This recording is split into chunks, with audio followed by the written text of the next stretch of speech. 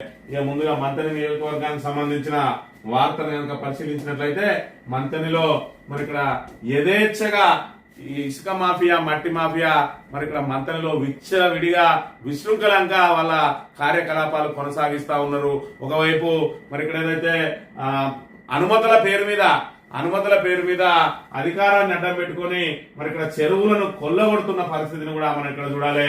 మరి ఇక్కడ చూసుకున్నట్లయితే కలెక్టర్ 21/5/2025 రోజున ప్రొసీడింగ్స్ ఇచ్చిండు. ఏమని అనంటే మరి ఇక్కడ ఓదెల మండలానికి సంబంధించిన చెరువులతో పాటు ఇక్కడ చూసుకున్నట్లయితే మరి ఆ రెడ్డి చెరువు సూరాయపల్లె మంతని మండలం సూరాయపల్లె పరిధిలో ఉన్నటువంటి రెడ్డి చెరువుకు మరి విఐపి బ్రిక్స్ గౌరెడ్డిపేట అనే అతనికి, అదే విధంగా ఎంఎస్బి బ్రిక్స్ రాఘాపూర్ అనే అతని ఇద్దరి పేరు మీద 45 ట్రిప్పుల చొప్పున ఇద్దరికి కూడా పర్మిషన్లు ఇచ్చిండ్రు. ఇద్దరికి పర్మిషన్లు ఎన్నడు ఇచ్చినాయంటే 21వ తేదీన ఇస్తే మరి వీళ్ళు ఎన్నడు సాఫ్ చేసుకున్నారు ఇవన్నీ ఇక్కడ చూసుకున్నట్టయితే మరి 25వ తేదీ ఆదివారం రోజు వీళ్ళన్ని దారులు చేసుకున్నారు. అక్కడ నుంచి 26వ తేదీ నుంచి సోమవారం నుంచి మరి ఇక్కడ వాళ్ళ చెరువుల మట్టి తీసుడు అనేది ప్రారంభమైంది. దీనికి సంబంధించి రెండింటికి కలిపి 45 ట్రిప్పులు ఒకటి, 45 ట్రిప్పులు ఒకటి, ఒక్కొక్క ట్రిప్ కు 2700 చెల్లించి అంటే మొత్తం 90 లారీల మట్టి అక్కడ నుంచి పోవాలి. అక్కడ నుంచి ఒక్కొక్క ట్రిప్ కు 2700 రూపాయల చొప్పున వీళ్ళు చెరి ఎంత కట్టిండ్రు అని అంటే 1,21,500 ప్రభుత్వానికి కట్టిండ్రు. 45 ట్రిప్పులు తీసుకుపోవాలి. 45 ట్రిప్పులకు మరి ఇక్కడ కలెక్టర్ ఆర్డర్ ఏం చెప్పిండంటే 20 ట్రిప్పులు రోజుకు 20 ట్రిప్పులు ఒక్కొక్కరికి, అంటే ఎంఎస్పి బ్రిక్స్ కు 20 ట్రిప్పులు, అదే విధంగా విఐపి బ్రిక్స్ కు 20 ట్రిప్పులు, అంటే వీళ్ళు చేసుకునేవి 45 ట్రిప్పులు. 45 ట్రిప్పులు అంటే 2 రోజులలో వీళ్ళిద్దరి మట్టి కొట్టుకోవడం పూర్తయిపోవాలి. మరి ఇక్కడ 20 ట్రిప్పులకు మించకుండా ఇయ్యండి వాళ్ళకు వేబిల్స్ అని అన్నారు. మరి ఇప్పటికే ఈ 90 ట్రిప్పుల పేరు మీద 900 ట్రిప్పులకు పైగా వెళ్లిపోయినాయి. అయినా కూడా ఇంకా వాళ్ళ కొట్టుడు ఒడస్తలేదు అని అంటే మరి ఇక్కడ ప్రభుత్వ ఆదాయానికి ఏ మేర గడ్డి పడతా ఉన్నది, దీనికి సంబంధించిన అధికారుల పర్యవేక్షణ ఏ విధంగా ఉన్నది అని అంటే మరి ఇక్కడ రాజు చెప్తే దెబ్బలకు కొదవా అని చెప్పి మరి ఏదో నామమాత్రంగా 1,21,500 కొట్టి మరి ఇక్కడ 45 ట్రిప్పుల పేరు మీద ఈయనొక 450, ఆయనొక 450. మరి ఇక్కడ కలెక్టర్ చూసుకున్నట్టయితే ఇలా దళారీ వ్యవస్థకు అవకాశం లేదు, మేము ఎవరైతే ఇటుక బట్టీలో ఉంటారో వాళ్ళకు మాత్రమే ఇస్తాం, నేరుగా వాళ్ళే వచ్చి పట్టుకపోయి అన్నాడు. ఇలా చూసుకున్నట్టయితే దళారులు ఇక్కడ నడిపిస్తా ఉన్నారు. వీళ్ళిద్దరి పేరు మీద పర్మిషన్లు తీసుకొని కేవలం 45, 90 ట్రిప్పులకు మరి ఇక్కడ 1,20,00,000, 2,40,40,000 కట్టి మరి ఇక్కడ సుమారు ₹1 కోటి మట్టిని ఇక్కడ అక్రమంగా తరలించుకుంటూ మరి ప్రభుత్వ ఆదాయానికి పూర్తిగా గండి కొడతా ఉన్నారు. మరి అదే విధంగా 20 మెట్రిక్ టన్నులను దాటద్దు అని చెప్పి ఇక్కడ వాళ్ళకు ఏదైతే గైడ్ లైన్స్ ఇచ్చిండ్రు, ఒక్కొక్క బండి కెపాసిటీ 20 మెట్రిక్ టన్నులు దాటద్దు అని. మరి వీళ్ళు చూసుకున్నట్టయితే 40 నుంచి 50 టన్నులు మరి పోసుకొని పోతా ఉన్నారు లారీలలో. ఏ విధంగా ఎన్ని టన్నుల లారీ ఇది, దీనిలో పేపర్ లోడ్ పోసుకొని పోతే ఎంత అయి ఉంటది, ఎన్ని టన్నులు అయి ఉంటది అనే విషయాన్ని కూడా ఆలోచన చేసుకోవాలి. అదే విధంగా ఏ లారీకి మరి ఇక్కడ వేబిల్ ఉన్నది, ఏ లారీకి వేబిల్ లేదు. అసలు 2 రోజులలో పూర్తి కావాల్సింది 26వ తేదీ నుంచి నిరాటంకంగా ఉదయం 6 గంటల నుంచి సాయంత్రం 5 గంటల వరకు నడుస్తా ఉంటే మరి ఇక్కడ 90 ట్రిప్పులే పోతానాయా అంటే రోజుకు 4 ట్రిప్పులు పోతానాయి, 5 ట్రిప్పులు పోతానాయా కూడా ఒకసారి అర్థం చేసుకోవాలి. ఈ 4-5 ట్రిప్పుల కోసమే ఇక్కడికి తీసుకొచ్చి మరి ఈ మిషనరీ కూడా పెట్టుకున్నాడు. ఈ 4-5 ట్రిప్పులు కొడితే ఈ మిషన్ అతనికి మరి ఆ రెంట్ ఎంత అవుతుంది, దానికి లాభం ఎంత వస్తుంది అని కూడా ఆలోచన చేసుకోవాలి. 2 రోజులలో కంప్లీట్ కావాల్సిన మట్టి ఈ రకంగా సాగుతూనే ఉన్నది. కేవలం అనుమతుల పేరు మీద ఇవాళ రెండింటికి ఏదైతే 2 బ్రిక్స్ ప్లాంట్లకు 90 ట్రిప్పుల మీద తీసుకొని 900 ట్రిప్పులకు పైగా కొట్టుకుపోతా ఉన్నా కూడా అధికార యంత్రాంగం అంతా కూడా కన్ను మూసుకున్నది. దీనికి సంబంధించి మరి చూసుకోవాల్సింది ఎవరంటే ఎంఆర్ఓ, ఇక్కడ కన్సల్ట్ ఎంఆర్ఓ చూసుకోవాలి. అదేవిధంగా ఈ ఇరిగేషన్ ఏఈలు చూసుకోవాలి. మరి ఇక్కడ పోలీస్ స్టేషన్ కూడా మరి ఇచ్చిర్రు. దీనికి సంబంధించిన ప్రొసీడింగ్ కాపీ మరి ఇరిగేషన్ ఆఫీసర్ కి ఇచ్చిండ్రు. ఏడీ మైన్స్ అయితే ఇటు కన్నెత్తి కూడా చూడడు. మొత్తం మీరు మంత్రిలో ఎంత లూడి చేసుకున్నా బారాకుని మాఫీ అన్నట్టుగా ఉన్నది. అసలు ఒక మైనింగ్ విభాగం అనేది ఒకటి నడుస్తుందా, ఈ రెవెన్యూ వ్యవస్థ కనీసం బయటికి అడుగు పెడతారా అంటే రెవెన్యూ అధికారులను కన్ను మూసిండ్రు. మరి అదేవిధంగా మైనింగ్ అధికారులకు కన్ను మూసుకున్నారు.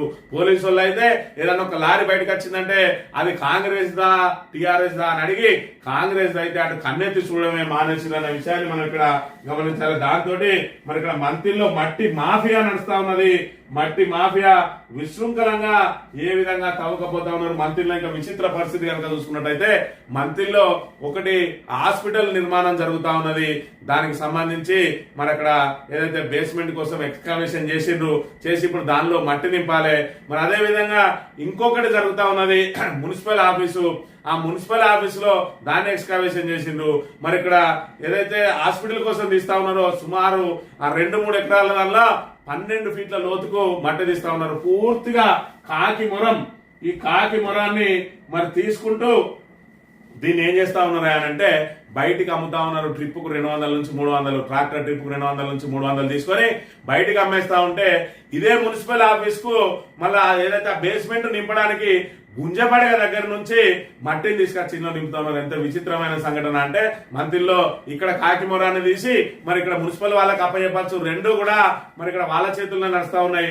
అయినప్పటికీ కూడా అధికారులు దీన్ని అమ్ముకోవడానికి మరి ఇక్కడ అధికార పార్టీ ఒత్తిడి మేరకు ఇందులో తీసిన మొరాన్నేమో ట్రిప్పుల వైజ్ గా అమ్ముకుంటా ఉన్నారు. ఇందులో మొరాన్ని నింపడానికి మాత్రం మళ్ళీ గుంజపడే దగ్గర, ఎందుకంటే కాంట్రాక్టర్ కు లీడ్ రావాలి, దాన్ని అక్కడ నుంచి ఇక్కడ తీసుకొస్తే దానికి బిల్లు నమోదు చేసుకోవచ్చు. ఇక్కడ నుంచి తీసుకొచ్చి ఇక్కడ అయితే కాంట్రాక్టర్ వచ్చే లాభం ఉన్నది. అదే విధంగా ఈ కాంగ్రెస్ నాయకులు మొరం అమ్ముకోవడానికి అవకాశం ఉండదు కాబట్టి ఇక్కడ మొరం అమ్ముకోవడానికి ఒక అవకాశం కల్పించి ఈ 100 పడకల ఆసుపత్రికి సంబంధించి ఏదైతే ఉన్నదో దాన్ని తీసి బయటికి మొరం ట్రిప్పుల వైజ్ గా అమ్ముకుంటా ఉన్నారు. మున్సిపల్ ఆఫీస్ కు సంబంధించి గుంజపడ నుంచి తెస్తూ ఆ గుంజపడగ నుంచి తెచ్చేది ప్రభుత్వ పనుల కోసం అని చెప్పి ఇగో ఎక్కడ పడితే అక్కడ అమ్ముకుంటా ఉన్నారు.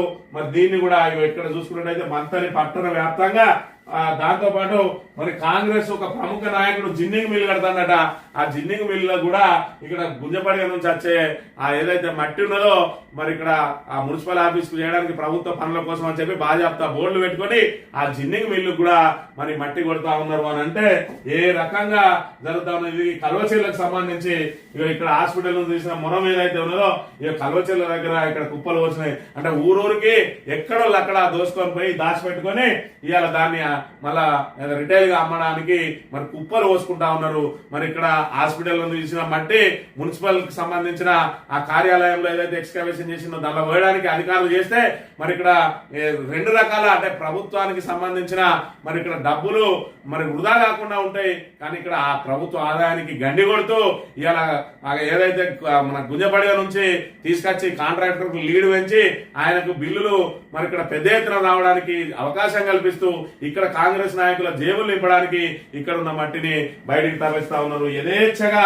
మరి ఇక్కడ ఈ మట్టి దందా నడుస్తా ఉన్నది, మట్టి మాఫియా నడుస్తా ఉన్నది. అయినా పట్టించుకునే నాదుడే లేడు అనే విషయాన్ని కూడా మనం ఇక్కడ ప్రధానంగా గమనించాలి. ఈ రకంగా మట్టి మాఫియా మరి ఇక్కడ పూర్తిగా విశృంఖలాలు చేస్తా ఉన్నది. ఒకవైపు ఇసుక దోసుకపోతా ఉన్నారు, ఒకవైపు ఇప్పుడు రెడ్డి చెరువు లాంటి చోట కేవలం 90 ట్రిప్పులు కట్టి ఇప్పటికే 900కు పైగా ట్రిప్పులు కొట్టుకపోయారని చెప్పి పెద్ద ఎత్తున ఆరోపణలు వస్తా ఉన్నాయి.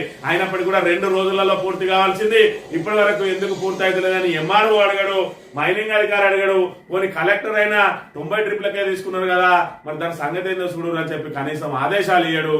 కేవలం ఒక పత్రాన్ని పెట్టుకొని మరి ఒకటే వేవెల మీద వందలాది లారీలు పోతూనే ఉంటాయి. మరి ఇక్కడ ఉదయం 6 గంటల నుంచి సాయంత్రం 5 గంటల వరకు నిరాటంకంగా నడిచినా కూడా మరి ఇప్పటికీ ఇవి 7 రోజులు అవ్వక 5 రోజులు వేసుకున్నా కూడా 12 రోజుల నుంచి నిరాటంకంగా నడిచినా కూడా 90 ట్రిప్పులు ఒడిసిపోతలేవు. అంటే మరి ఏ విధమైన దోపిడీ జరుగుతా ఉన్నది, అధికారులు ఏ విధంగా సహకరిస్తా ఉన్నారు, మంత్రి నియోజకవర్గంలో మట్టి మాఫియా ఏ విధంగా విజృంభిస్తా ఉన్నది, ఇసుక మాఫియా ఏ విధంగా విజృంభిస్తా ఉన్నది, మరి వనరులన్నీ దోపిడీకి గురైతున్నాయి అని చెప్పి ఆ రోజు గుండెలు బాదుకున్న మంత్రి శ్రీధర్ బాబు మరి ఇక్కడ మంత్రికి ఎప్పుడో సుట్టపు సూపు కాస్తాడు కాబట్టి మరి ఆయనకు తెలిసి జరుగుతుందా తెలియకుండా జరుగుతుందా, మరి ఈ వనరులన్నీ దోసుకుపోతా అంటే మన కాంగ్రెస్ నాయకుల జేబులు నిండుతున్నాయని చూస్తా ఉన్నాడు. ఆ 2 రోజులలో ఇసుక లారీలను ఆపివేస్తామని చెప్పి 2 సంవత్సరాలు పూర్తిగా వస్తున్నాయి. ఇప్పటి వరకు ఇసుక లారీలు ఆపలేదు. కానీ మరి ఇక్కడ కాంగ్రెస్ కార్యకర్తల జేబులు నింపడానికి మరి ఇక్కడ మట్టి తీసి అక్కడ పోయాల్సిన మట్టిని ఇక్కడ తీసి అమ్ముకో, అక్కడ నుంచి తెచ్చి ఇలా పోసుకో అని చెప్పి గుజపడగ నుంచి మట్టి తెప్పించి ఇక్కడ పోసి కాంట్రాక్టర్కు లబ్ధి చేస్తా ఉన్నాడు.